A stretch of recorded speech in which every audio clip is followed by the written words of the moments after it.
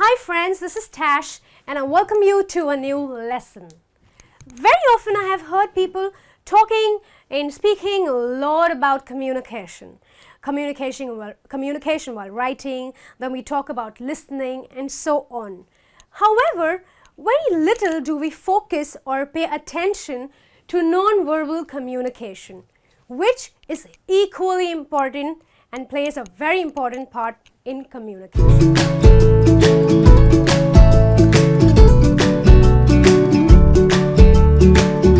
So let's begin. The first point says facial expressions. Okay, what you say and what your face says are two different things sometimes, which should never happen. I'll give you an example of a friend of mine. She and a husband, were not talking to each other for like 15 days because of this. I'll tell you how. He comes home and he tells her that, hey honey, you know what? Mom's coming home tomorrow and I'm so excited, aren't you? And she was like, wow, that's great. I'm happy. And then the fight began. He thought that she was probably not interested or not happy about the fact that his mom was coming. Whereas it wasn't like this. She told me later on that she was in the middle of something, she was thinking something, and the guy suddenly came and told her this, and she didn't know how to react.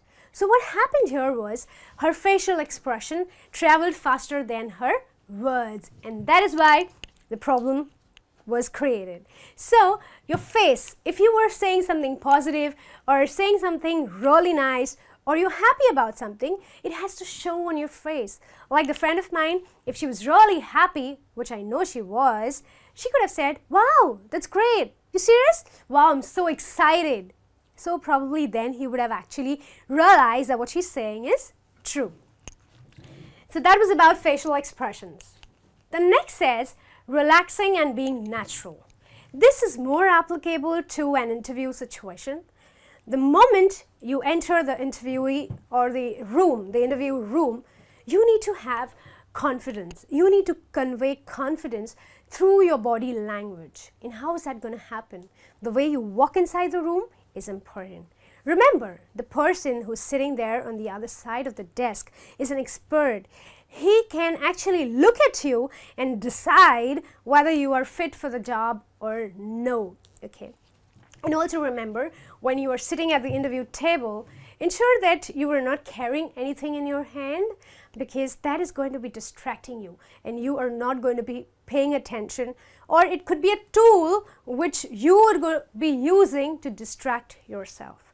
Okay, so be natural, relax, answer every question with a proper eye contact. Maintain eye contact, because remember, that conveys a lot of confidence. Okay, so relaxing and being natural.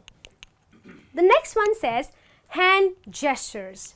How many times do we use our hands and movements to say this? Yes, many a times. The other day I experienced it myself. My friend and I went to a mall for shopping, and suddenly I realized that she is nowhere around me, because I located her in some other section and I was in another section. However, I liked the top and I picked it up, and now I was not sure if I should pick it up or no. Since I could locate her, I just waved out to her, and so did she, and both of us said hi. And then I asked her, and she said, which means I understood she's saying it's perfect, just pick it up. In case she would say, which means I'm not sure, it's okay. Or if she said, which means it's a clear message that I'm not supposed to pick it up. So hand gestures, when you eat food, okay, say your mom's specialty, she's cooked something really special for you, a dish which she's very good at, and you've eaten it and you're so full that you're still having your food, and she's asking you, how was it? And you go like this. Okay, which means you're acknowledging the fact that the food is amazing, it's tasty, and you really liked it. Okay, the next one says acknowledge. What do I mean when I say acknowledge? Acknowledging is nothing but simply saying yes or yes, I understand, or nodding your head is also acknowledging. If somebody is talking to you and you're having a conversation with a person, always remember to nod your head. Oh, sure, yes. Don't speak in sentences, but at least say things like, oh yes, I understand. Sure, we'll do that. This helps you and the other person to build a good rapport, to have a good conversation. The person there on the other side at least knows that he is not talking to a statue or a wall. He's talking to another human being. Okay, so that was about acknowledge. Posture. In school, my teacher would always tell me, can you please sit erect? Don't you have a backbone? And then I would suddenly sit erect, and then again the next moment I'm gone down. Which I realize now that how important it is to have the correct and the right posture. In fact, when you stand and you're talking to somebody, you should never stand like this. Or most of the time we stand like this. We don't realize it, but those are called as bad postures, incorrect postures. You always have to stand erect, okay? Never stand with hands folded, because it acts as a barrier between you and the person you're talking to, okay? When you sit, never sit with legs crossed. It, of course, scientifically it's not right, because it obstructs your blood circulation, and otherwise it is also telling the other person that you're not interested in what he or she is saying. Anyway, just for your information, when I'm talking about posture, in some cultures, it's very, very important to maintain the right distance between either a man or a woman when they're having a conversation, or else it is offensive. Yeah. And the last one here is voice. Okay, voice. Yes. When in non-verbal communication, more than what you talk, how you talk plays a very, very important role. I'll tell you how. Let's say your colleague is helping you with something, or maybe you are helping your colleague with a presentation, okay? And he's not able to understand or acknowledge what you're trying to tell him. By the end of it, you tell him, did you understand? What does it mean? Did you understand? You're being sarcastic, okay? Sarcasm. So here, in your voice, when you raise your voice or your pitch goes a little higher, it sounds sarcastic. On the other hand, if you had to say, did you understand it now? Is it clear enough? So when you talk, your voice plays a very, very important role. Okay, is it clear? Are you okay now? Or are you coming? You could ask in a better way, are you coming with me? Or are we meeting tomorrow? It's very offensive, because your voice is trying to, it's proving that you're very rude.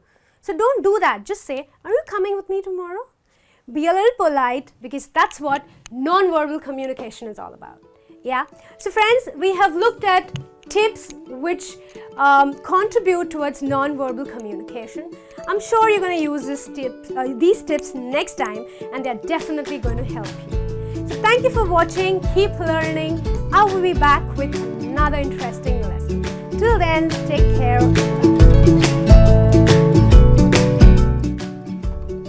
Where did you hear that? No, that's all wrong. It's rubbish. Oh, please stay. Don't worry. This is not for you. I'm only trying to tell you that this is not a good way to correct somebody. We should be really polite in our correction. But how do we do that? It's hard, right? To be soft when you're still angry and when you still want someone to change. But don't worry. You should stay with me, Michelle, and I'm going to help you in this problem of yours, and you're very soon going to know how to politely correct somebody.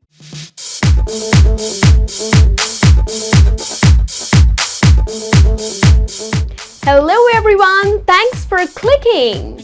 Well, in today's lesson we are going to talk about hand movements. Now, the most important part of our body, our hands. There are so many things that we can do with our hands. But usually when people talk about doing or using their hands, the only verbs that they tend to use is hold, pick, or touch. But there are so many things that you can do with your hands. So, in this lesson today, we are going to look at verbs to talk about your hand movements. So it's not just touching, holding, or picking. There are some more 10 verbs that you can use. So let's get started.